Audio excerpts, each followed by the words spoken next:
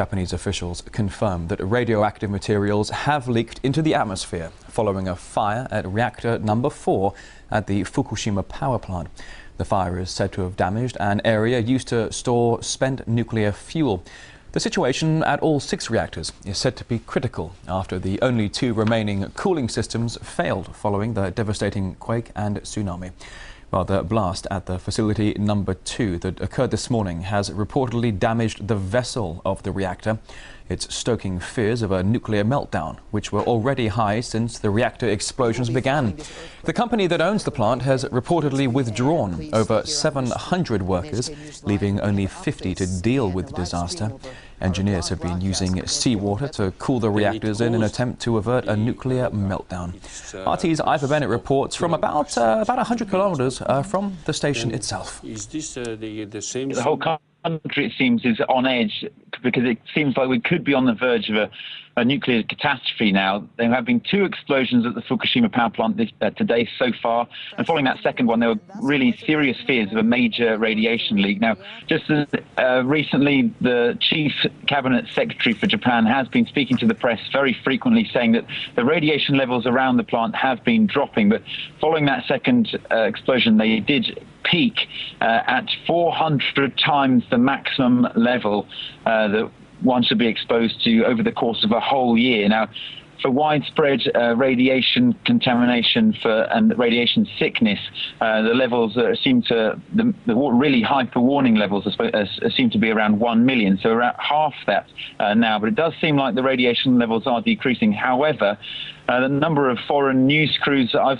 spoken to today and a number of expats and foreigners living here simply don't believe what the Japanese government is saying. The general wisdom is that from those who live here and have been doing so for a number of years is that what they're saying is they don't really trust the information they receive. They think they've been reading between the lines, and from what the Prime Minister said in his public address to people, saying that stay indoors, that is a sort of veiled advice to get away if you can, and the number of people leaving Japan is increasing. The exodus seems to have begun, and all the foreign news crews I've spoken to have headed for the exits.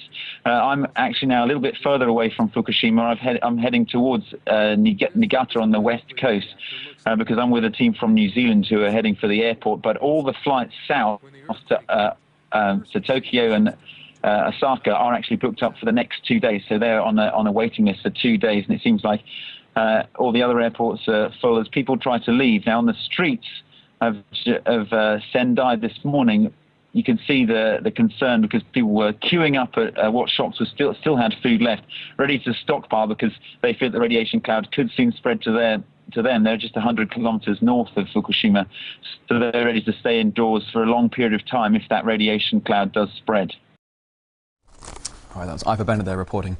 Now, Dr. Robert Jacobs from the Hiroshima Peace Institute says, judging by how the situation is unfolding, it seems the government has little control over this nuclear crisis.